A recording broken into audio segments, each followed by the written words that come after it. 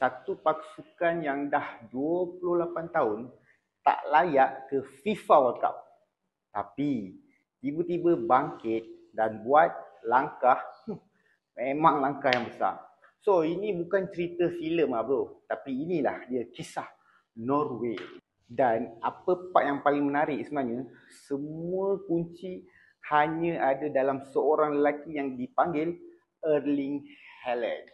So, jom kita sama-sama selami dari zaman susah Norway dalam bola sepak hingga sejarah berulang 2 kali. Nak cerita kat korang kan, sebenarnya Norway ni pernah layak ke Piala Dunia beberapa kali. Terutamanya pada tahun 1994 dan 1968. So, pada tahun 1968 di Perancis, diorang ni, Norway ni, mereka berjaya lepasi peringkat kumpulan. Diorang menang kat siapa tau? Diorang menang ke atas Brazil 2-1.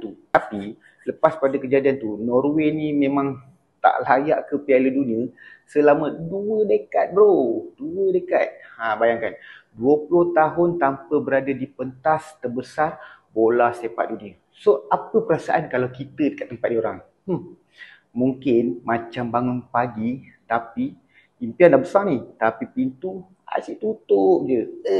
Lebur. Masuklah Erling Haaland ni dalam Norway, seorang penyerang muda dari Norway kan. Kini antara yang terbaik dekat dalam dunia. Okay, korang bayangkan dia ni bukan sekadar pemain yang jaringkan gol lah kan. Dia ni juga salah satu simbol perubahan. Ketua pasukan dia ni, gol datang bertubi-tubi, hat-trick kat atas Israel misalnya kan. Contoh, malam yang jadi tumpuan dunia. Kau ingat lagi tak? Bila seseorang seperti Haaland ni sebenarnya kan muncul, dia ni sebenarnya dia tarik perhatian bukan saja dekat EPL tau, ataupun dekat kelab dia sekarang, tapi sebenarnya seluruh Norway dan seluruh dunia mula pandang dengan pandangan yang berbeza. Yes, sangat-sangat energetik kan. So sejarah berulang layak ke Piala Dunia. Okey, jadi malam yang penuh bersejarah tu, Norway dia bangkit tau. Sebab apa? Dia menang besar ke atas Israel. 5-0. Haaland hat-trick dan akhirnya mereka ni layaklah ke Piala Dunia 2026.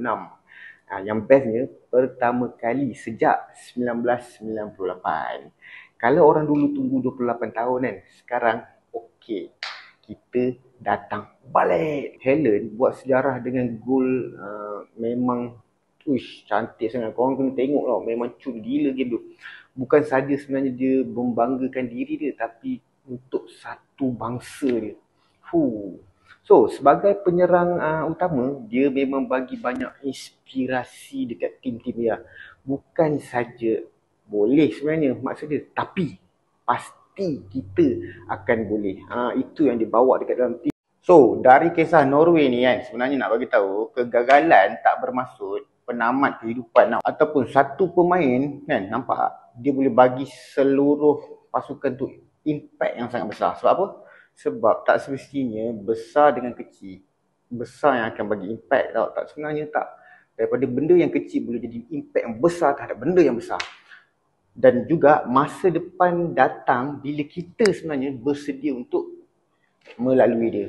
So sebenarnya kalau korang perasan kan, Haaland dengan Norway ni dia tunjuk apa tau? Dia tunjuk mereka ni mungkin dah pernah tertinggal jauh kan, tapi sebenarnya dia tunjuk yang bila dia orang dah pernah tertinggal, tapi takkan tertinggal untuk selama-lamanya. Jadi, buat aku yang terutamanya buat korang-korang yang tengah tengok ni, walaupun kita dah lama tunggu mungkin sesuatu peluang tu kan, cuma belum masa dia, sabar bro. Pasti akan datang masa untuk kita grab dia. Itu yang Norway dan Haaland tunjukkan kepada kita. So, Norway sudah kembali, Haaland buka pintu.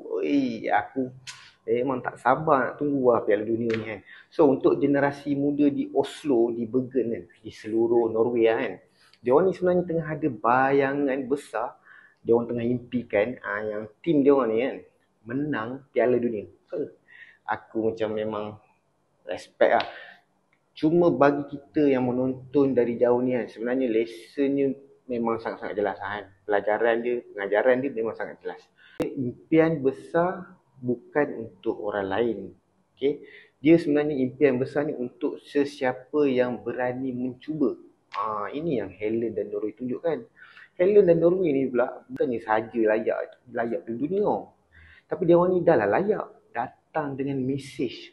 Dia orang datang sebenarnya untuk bagi inspirasi kepada saya dan korang-korang yang tengah tengok ni. So, aku rasa kan, bila dia orang dekat pentas dunia nanti, gentle lah. Kita semua akan lihat apa tau? Kita akan lihat dia orang ni bukan saja layak, tapi layak untuk jadi bintang. Serius. So, habis sampai sini je. Kalau korang suka cerita-cerita yang macam ni kan, jangan lupa tekan like dan subscribe tau. Sebab apa? Sebab nanti aku akan bawa lagi kisah-kisah yang menarik, kisah-kisah pemain dan pasukan luar biasa di dalam bola sepak untuk orang dan aku belajar sama-sama. Sampai jumpa dalam video seterusnya.